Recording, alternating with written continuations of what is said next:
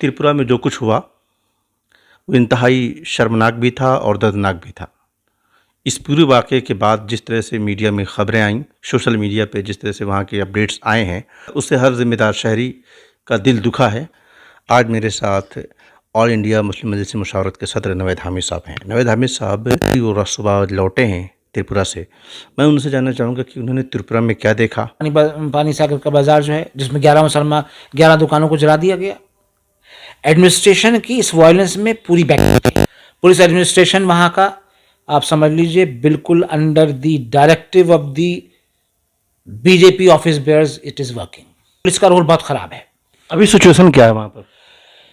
देखिए, 6 मस्जिदों को उन्होंने बिल्कुल ख़त्म कर दिया है, ज़मींदोज़ कर दिया है।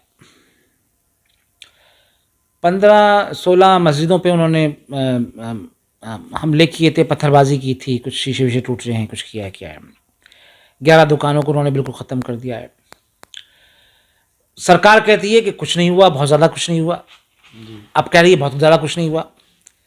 मसला बहुत ज़्यादा या ज़्यादा का नहीं है, मसला ये कि हुआ क्यों है। जी, मसला ये कि हुआ क्यों है। एक ऐसा सूबा जहां पर कभी भी कम्युनल वायलेंस ना हुआ हो, वहां पर अभी भी कम्युनल वायलेंस नहीं हुआ है। जी, अभी भी कम्युनल वायलेंस नहीं हुआ है। अभी भी यकतरफा मुसलमानों के खिलाफ तशद्दुद हुआ है। और सरकार का बाइज इतना रोल है, सरकार ने जब इंटरनेशनल ये एक इशू बना, सोशल मीडिया आप जानते हैं, सोशल मीडिया ने काफ़ी इसको दिखाया। सरकार ने तो सोशल मीडिया की बहुत सारी खबरों का खंडन किया, बहुत सख्ती के साथ उसके खिलाफ कार्रवाई भी की। सरकार तो ऐसे ही करती है। सरकार ने तो गुजरात राइट्स में भी जो सरकार थी, स्टेट गवर्नमेंट, वो कहती कुछ हुआ ही नहीं वहां पे। तो सरकार की बात छोड़ दीजिए। सरकार ने जब सिखों के खिलाफ दंगे हुए थे, वो दूसरी पार्टी थी, वो भी कहती कुछ ज़्यादा ऐसा नहीं हुआ। जो वहाँ का ट्रेडिशनल रहने वाले लोग हैं, उन्होंने दंगाइयों के और तशद्दुद करने वाले मुजरिमों के खिलाफ वो इन मायनों में खड़े हो गए कि उन्होंने इनका साथ नहीं दिया। आम आवाम की बात कर रहा हूँ। और एक मुसलमान ने रिएक्ट नहीं किया।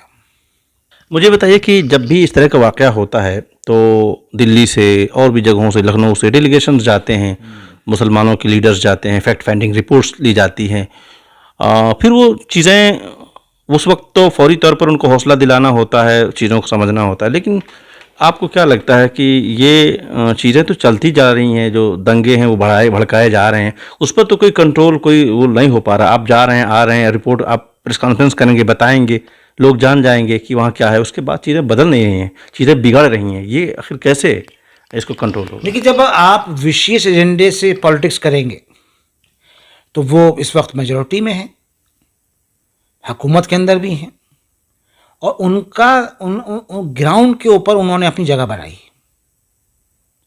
जब तक बिरादराने वतन जो है, किसी भी मुल्क के जो मेजॉरिटी कम्युनिटी है, वो अपनी अक़लियतों के हिमायत में खड़ी नहीं होती है, उस वक्त तक हालात नहीं सुधरते हैं। तो ये जो कमीशन बनाए गए हैं गवर्नमेंट की जानिब से, जो भी NHRC बना रहे हैं, ये सारे के सारे सरकारी हैं और सारे के सारे पब्लिक हैं। ये इदारे अगर काम नहीं कर रहे हैं, आप वहाँ से आए हैं, सरकारी नहीं, ऑटोनोमस हैं, काम कर रहे हैं, तो इनको ये अगर खामोश हैं या अगर आंख बंद कर रखे हैं, तो आप वहाँ से लौटे हैं तो क्या आप अदालतों के दरवाजे खटखटाएं, इनको लिखें? जो लोग नहीं काम कर रहे, जिनसे काम होना चाहिए था, जिन्होंने नोटिस नहीं लिया, और आप जा करके देख कर आए, तो क्या आप लिखने के लिए तैयार हैं? क्या आप उनके दरवाजे खटखटाने के लिए कुछ कर रहे हैं? जो हम वहाँ देख के आए हैं, उसको हम एक रिपोर्ट के ज़रिए हम सरकार को भी भेजेंगे और इन इदारों को भेजेंगे, और इन इदारों को जगाने की कोशिश करेंगे कि आपका इस पूरे प्रकरण के अंदर जो मुजरिमाना खामोशी जो है, वो खुद आपकी ज़ात पर और आपकी आइडेंटिटी पर और आपके इंडिपेंडेंट अथॉरिटी के ऊपर वो खुद एक सवाल निशान क्रिएट करता है।